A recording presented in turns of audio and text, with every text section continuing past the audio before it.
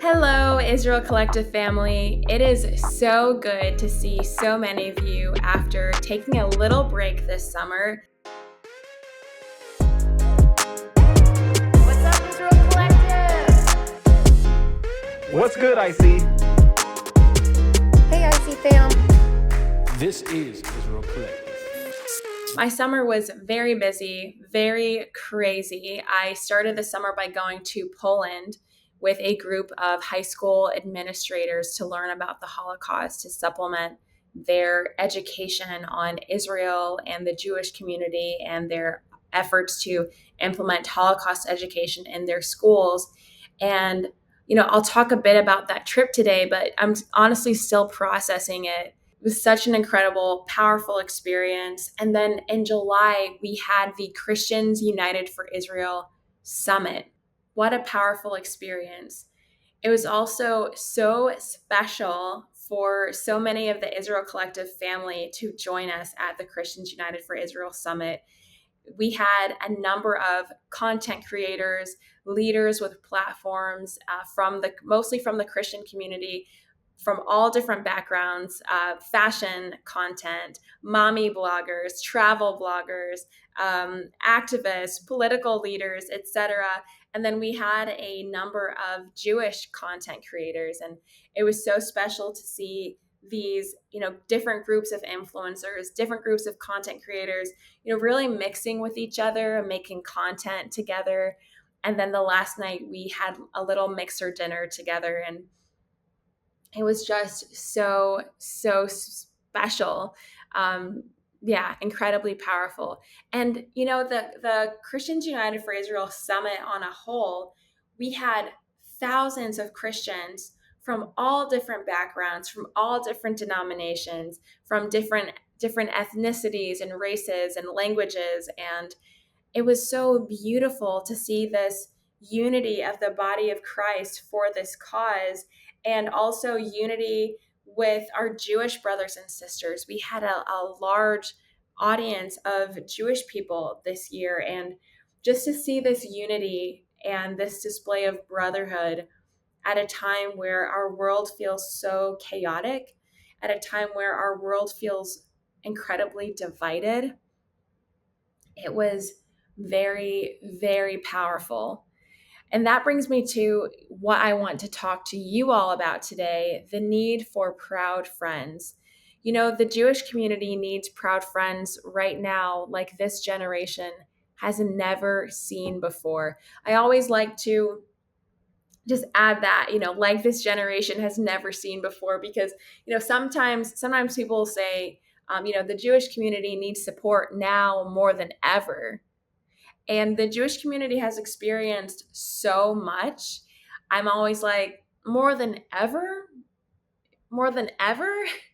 Maybe not more than ever, but definitely never before, like I've seen in my lifetime, like any millennial has ever seen, or like any Gen Zer has ever seen in their lifetime. So I like to just add that, that caveat, like the Jewish community has never seen, or like this generation has never seen, the Jewish community needs help.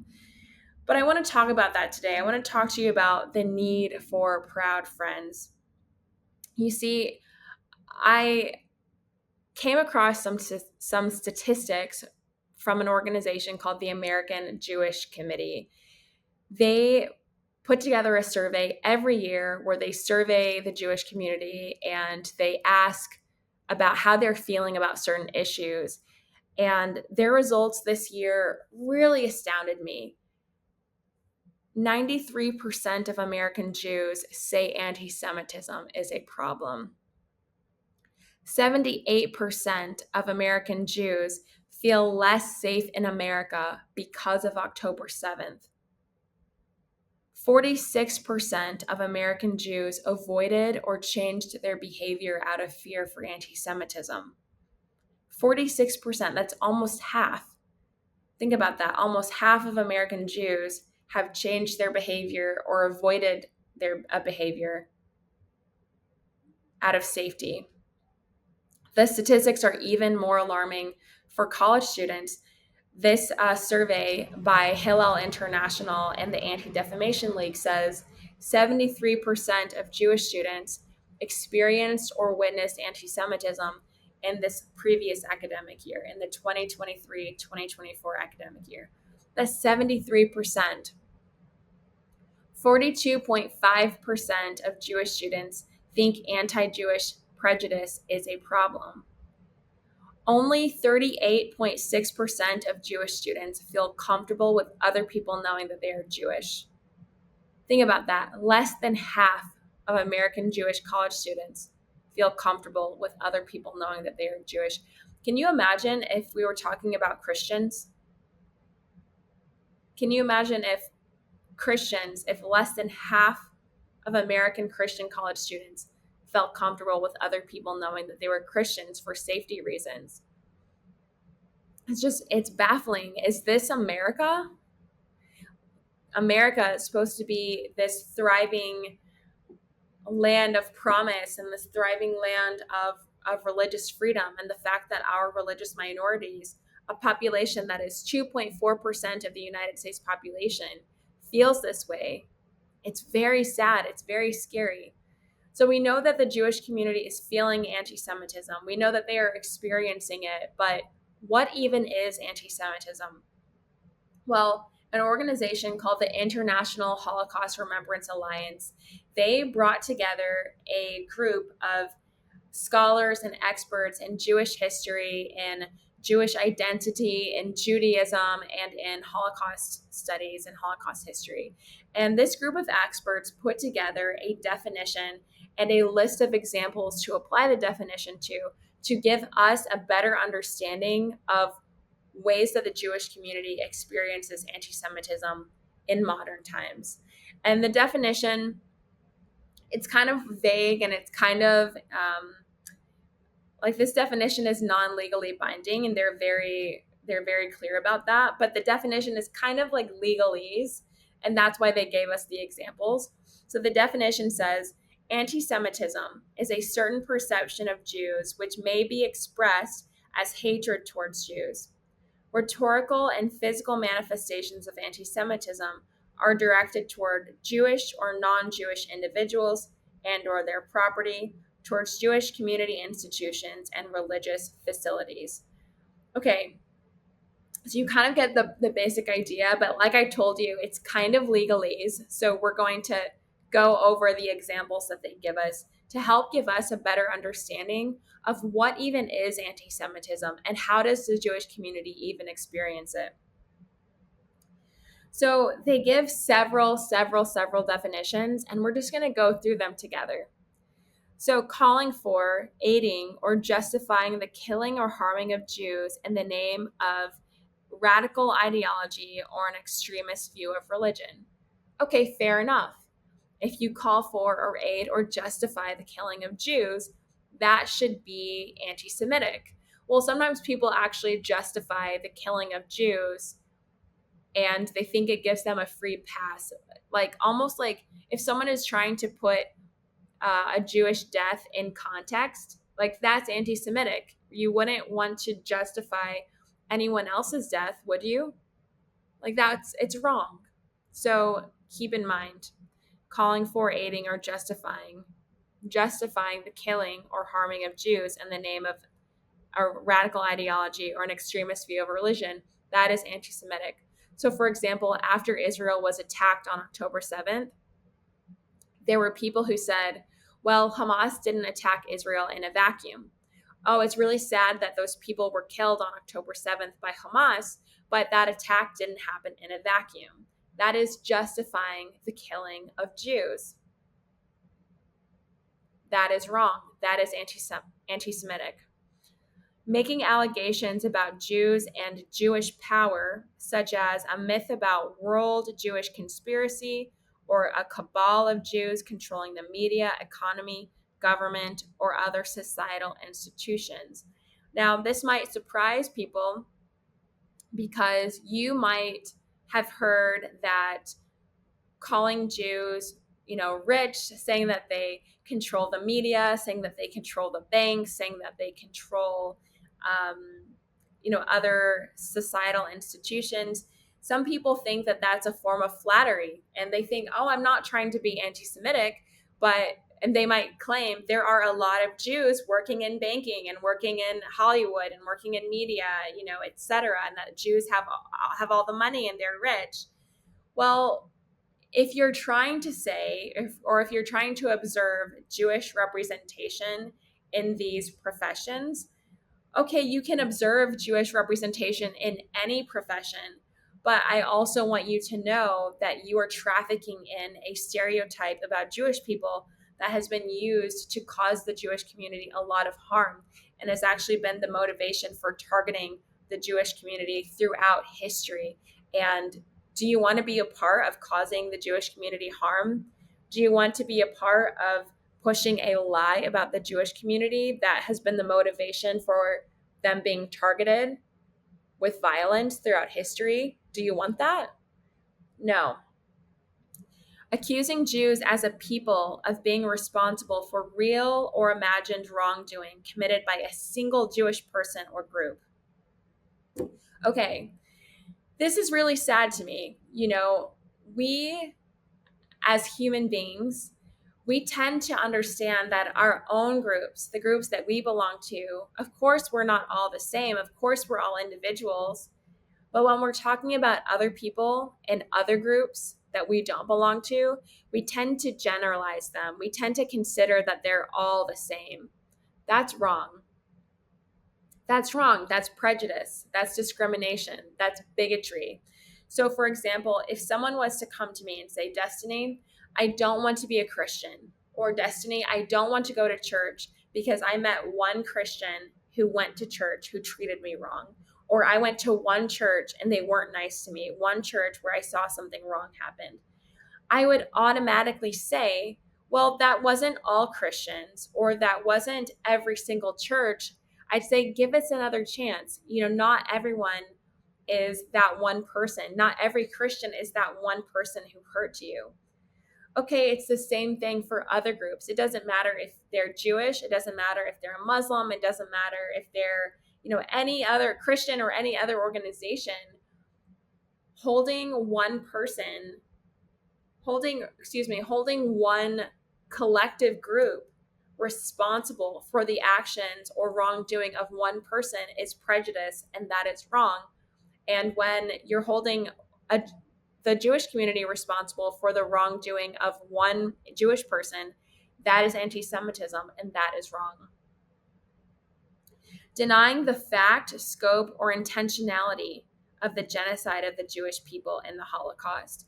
Sometimes people will deny the scope or deny the intentionality of the Holocaust by saying something like, well, it wasn't just Jews who were killed in the Holocaust. The Holocaust isn't just a Jewish issue, or it isn't just a Jewish subject. Other people were killed in the Holocaust as well. And that is true. There were other groups of people who were targeted by the Nazis and who were slaughtered and murdered in the Holocaust. Disabled people, other religious minorities, other political minorities, yes, they were targeted. But 6 million Jews were murdered, were hunted down and murdered in the Holocaust. That number is unrivaled, unfortunately. It's like, can you imagine how tragic that number is? 6 million. 6 million people. Thank God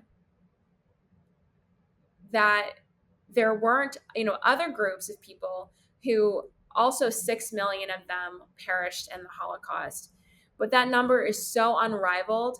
And listen, you don't have to minimize that 6 million Jews were murdered in the Holocaust in order to remember the other groups of people who were murdered in the Holocaust.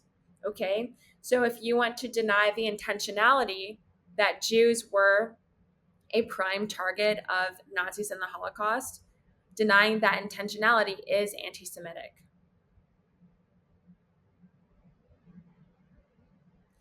Accusing Jews as a people or Israel as a state of inventing or exaggerating the Holocaust, that is anti-Semitic.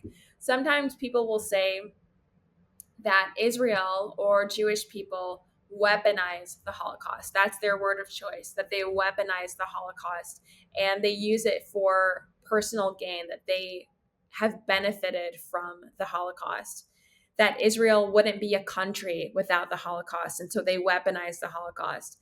That's really disgusting. That's very disgusting. First of all, the idea that the Jewish people long for their own country predates the Holocaust by thousands and thousands of years. I mean, the idea for the Jewish people to be their own country in the land of Israel started with Abraham, and it continued with Isaac and Jacob and Moses and so on and so on and so on. So, the idea that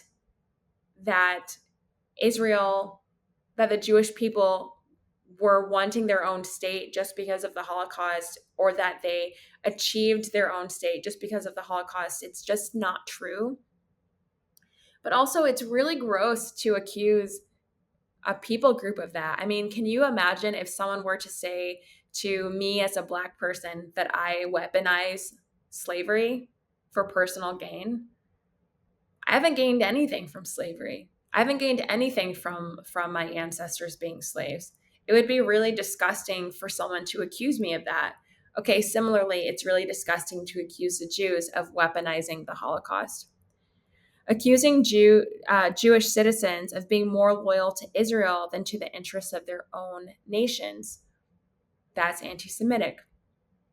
Denying the Jewish people their right to self-determination, for example, by claiming the existence of the state of Israel, is a racist endeavor. Well, listen, if you see that there are two groups of people who have a connection to this area and they both want their own country in this area, and you support one group's self-determination and not the other, let's say you support the Palestinian right to self-determination because you recognize their connection to the land of Israel, but not the other, I would ask you, why? Is it because they're Jewish? Just leaving you with that. Applying a double standard by requiring of Israel a behavior not expected or demanded of any other democratic nation. So, holding Israel to a double standard, if you're holding someone to a double standard, it really means that you're expecting more of them than you expect of someone else. So, for example, I will hear people say, well, I expect a lot of Israel because they're an ally of the United States. And I expect a lot of Israel because the United States has a strategic partnership with them, and because U.S. tax dollars go to supporting the U.S.-Israel relationship. And so I expect a lot more than them. Okay, but are you expecting a lot more of other allies of the United States that we give aid to? Are you expecting them to do things exactly to how the United States public wants them to respond? If you expect more of Israel but not other American allies, that is expecting more of the Jewish state than you are other countries. That is anti-Semitic. Also, it talks about blood libel. I'm going to unpack these next two examples later on because there's a lot to unpack here, but using the symbols and images associated with classic anti-Semitism, like claims of the Jews killing Jesus or blood libel, to characterize Israel or Israelis is anti-Semitic. So, basically saying that classic stereotypes against Jewish people, no matter how ancient or how old they are, they're no less anti-Semitic when they're applied to the modern state of Israel or Israelis being citizens of the Jewish state. Drawing comparisons of contemporary Israeli policy to that of Nazis, that is anti-Semitic. Claiming that the Jewish state, which was formed to be the self-determination of the Jewish community, of the Jewish people, to be the collective liberation of the Jewish people. Comparing them to that of those that would slaughter them is disgusting and it's anti-Semitic. Holding Jews collectively responsible for the actions or policy of the state of Israel, that is anti-Semitic. So if you see a Jewish creator on TikTok or Instagram or YouTube or whatever, and if they're posting about Shabbat and someone comments free Palestine in the comments, that is anti-Semitic.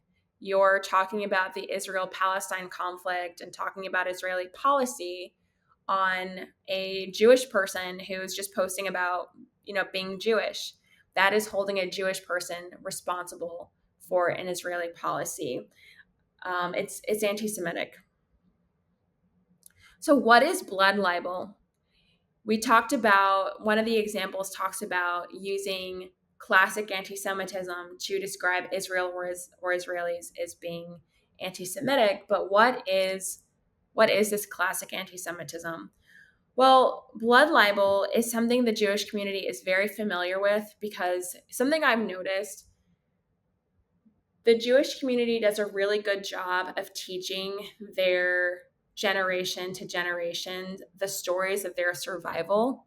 And so they're very familiar, in my experience, the Jewish community tends to be very familiar with these words and phrases. And then Christians and people who are new to the subject of anti-Semitism are like, wow, I had no idea. That sounds crazy. But blood libel is an anti-Semitic accusation that originated in medieval times, that the Jewish people used the blood of Christian children for religious rituals, like their blood, like taking the blood of Christian babies to make matzah during Passover.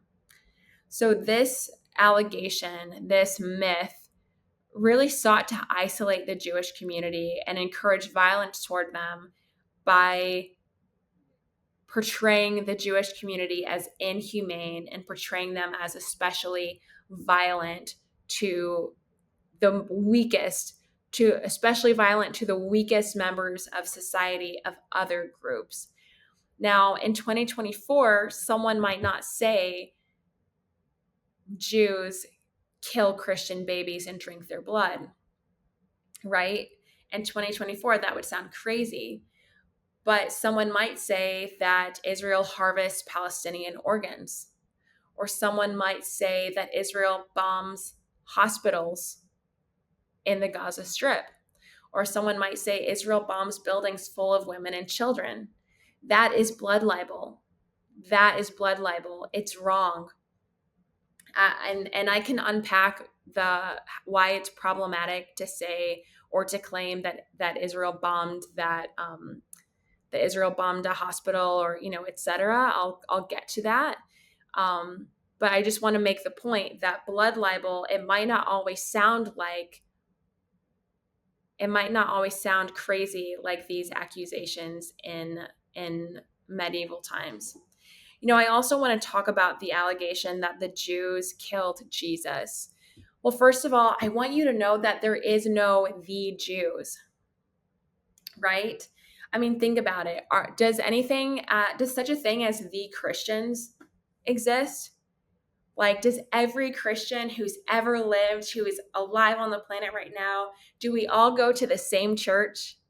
Do we all believe the same things about tithing, and the same things about speaking in tongues, and the same things about giving, and the same things about drinking alcohol?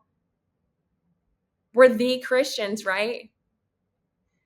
No, we don't all believe the same things. There is no such thing as, the Christians, right? And I want to let you know that there's no such thing as the Jews. You can't hold the entire community, the entire collective responsible for the actions or wrongdoings of a few individuals. Also, I would remind you that Roman soldiers killed Jesus. Yes, it's true that a few religious leaders who were Jewish conspired with Roman soldiers to have him arrested. That's true. But again, that wasn't every single Jew that was alive at the time. That wasn't every single Jew who's ever lived. That wasn't the Jews. It was a few people who were Jewish. And also, Roman soldiers killed Jesus. Also, Jesus himself said, "No man takes my life from me. I lay it down of my own accord." Jesus himself said that in John 10:18. So I want you to know that anti-Semitism shapeshifts. It doesn't always sound the same. The way anti-Semitism sounded in the days of Jesus, or even in biblical times, it doesn't always sound the same as Haman approaching the king and saying, we have to kill off all the Jews in the kingdom. It doesn't always sound the same as it did in the Holocaust, as it does in 2024. It shapeshifts, it takes different forms. It could sound like someone saying, Israel bombs churches and hospitals in Gaza. That's blood libel. It could sound like someone saying, they want to make the gospel illegal in America. That was really rampant, a rumor that the Jews are trying to make preaching the gospel illegal in America. No. First of all, there's no the Jews, but also it's referring to categorizing the claim that the Jews killed Jesus. That has been a motivation and an excuse for harming Jewish people for centuries. That is anti-Semitic. Israel stole Palestinian land. Israel is committing a genocide and a Holocaust. We're not allowed to criticize Israel or Jews. Again, that's implying Jewish censorship, Jewish power, that they somehow have the ability to tell you what you're not allowed to do.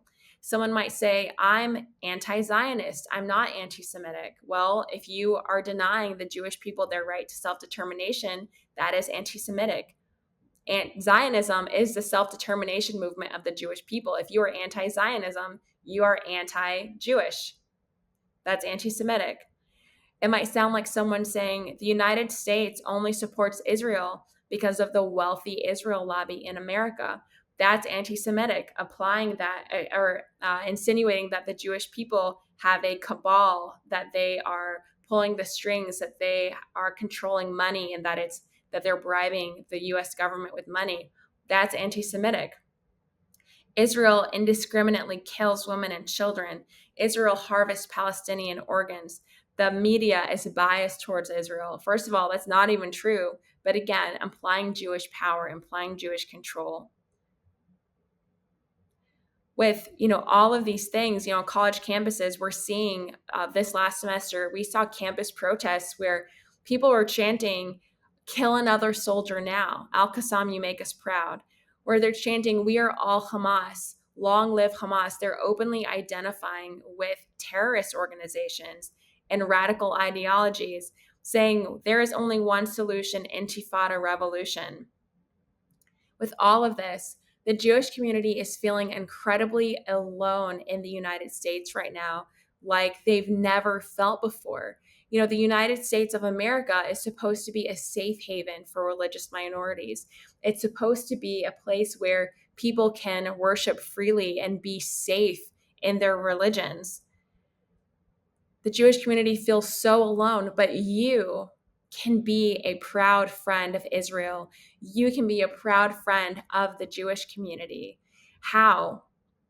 Well, one, I want to encourage you, look up, who are your Jewish neighbors? How can you be a friend to someone you don't know? Is there a synagogue in your community? Is there a Jewish federation in your community? Can you follow them on social media? Can you comment nice things on their posts? Can you reach out and say, "Hi, I'm Destiny. I'm a Christian in your community, and I have seen and heard and learned about how bad anti-Semitism is in America right now. And I want you to know that as a Christian, I'm standing with you." Can you attend an educational event in your area if one is happening? Can you show your support on social media? Can you post, repost something from the Israel Collective Instagram or the Israel Collective YouTube? Send this YouTube or send this podcast to someone that you know needs this information? Can you, reshare something from the Christians United for Israel Instagram or YouTube or, whatever? Can you send these resources to someone? We have incredible resources that you can repost if you're not sure what to say. Just, repost it. The Kufi on campus Instagram is amazing. The Kufi high school Instagram is amazing. Can you show your support on social media or even make your own content? Can you make your own content showing support on social media or even commenting something nice on a Jewish organization or a Jewish institution's account or a Jewish content creator's account? Can you write your local legislators or your local decision makers and leaders, your pastors, and tell them, hey, standing with Israel and the Jewish community is important to me, and I hope that you will make an effort to support and protect our Jewish community and support religious freedom and religious minorities? Can you post what you feel about this? We have to remember that the Jewish community, yes, they have experienced a lot. They've experienced a lot of hardship, but we are here to be proud friends. How can you know that anti-Semitism is an issue and do nothing? I'm reminded of the story of the Good Samaritan, where a Jewish man had gotten assaulted and he was left hurting on the road. This is a parable that Jesus shared, where a Jewish man was assaulted and he was left on the road, unconscious, hurt, bleeding out, beaten up. And several people passed him and they saw that he was hurting and did nothing. But a Samaritan, a good Samaritan, passed him by, and he didn't just keep on walking. He stopped and he helped him. He stopped and was a friend to him. He stopped and tended to his wounds, and he put him in a hotel, and he made sure that he was well cared for. It's not enough to know that anti-Semitism is a problem and do nothing. We need you to put your faith to action. We need you to be a proud friend. Thanks for joining us. I'll see you guys later. We want to thank you so very much for joining us on this episode of the Israel Collective Podcast. We invite you to continue the conversation with us. Stay connected by subscribing, share your insights by commenting, and don't forget to be a light in the darkness. So once again, like, subscribe, and smash that notification bell so you get all the information